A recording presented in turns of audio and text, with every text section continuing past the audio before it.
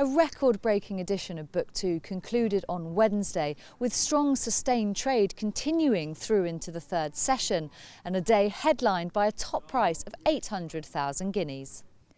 It was the sales leading sire Knight of Thunder who once again cemented his success during Book 2, with the top two lots on the day both representing the standout sire, the most expensive of which was a colt out of Golden Horn mare Canal d'Or, who sold to George Bowie on behalf of Sheikh Mohammed Obeid for 800,000 guineas.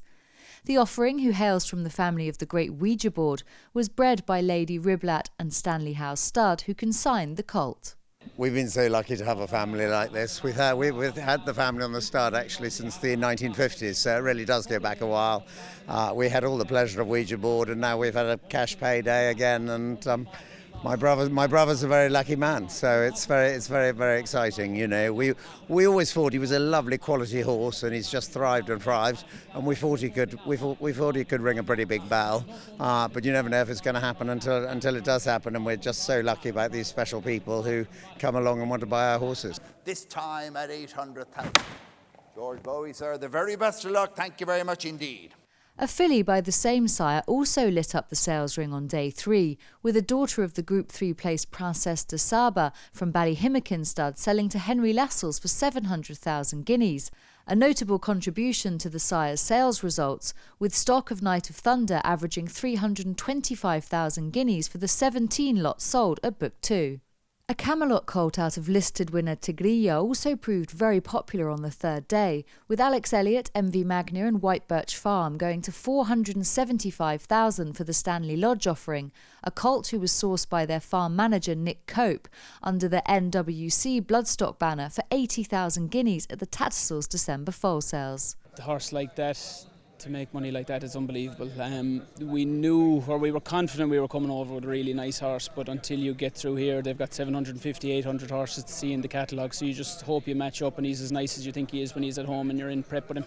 So what does that mean for you as an individual, as a pinhooker, a result like that? What will it mean going forward? Life-changing, that kind of money to turning over that on a horse, and turning that over in the space of 10 months to go from 80 to 475 like that, that is life-changing. After the success of the session-topping Star Spangled Banner filly on day 2, it was another offering by the Coolmore sire out of listed performer Rayada, who picked up the baton on day 3 when selling for 400,000 guineas to Kevin Ryan. The Mayborn filly was consigned by Manister House Stud. She's exactly what Star Spangled can produce, you know, really strong, good walking, forward yearling. She's been really popular. She's ticked all the boxes, people say, but she did have a great temperament, but she was just very, very attractive, and we were very hopeful. Lots of the right people were on her, but really it's Kevin we have to thank for stepping up and buying her, and gone to a really good home. And you know, I had a discussion with them afterwards, and Star Spangled Banner, they all try. They're usually extremely sound, and as we saw in the Cheveley Park, Filly's Mile, they can have so much talent. The popularity of stock by Starman continued during the final session, with the Tally-Ho resident also responsible for a colt out of Tammy Wynett, who sold to Ammo Racing for 400,000 guineas.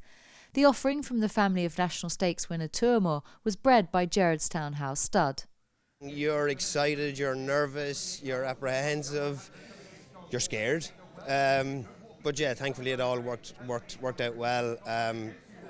He's been a very easy horse to deal with from birth, so we've loved him from the start, so I'm glad someone else loved him too.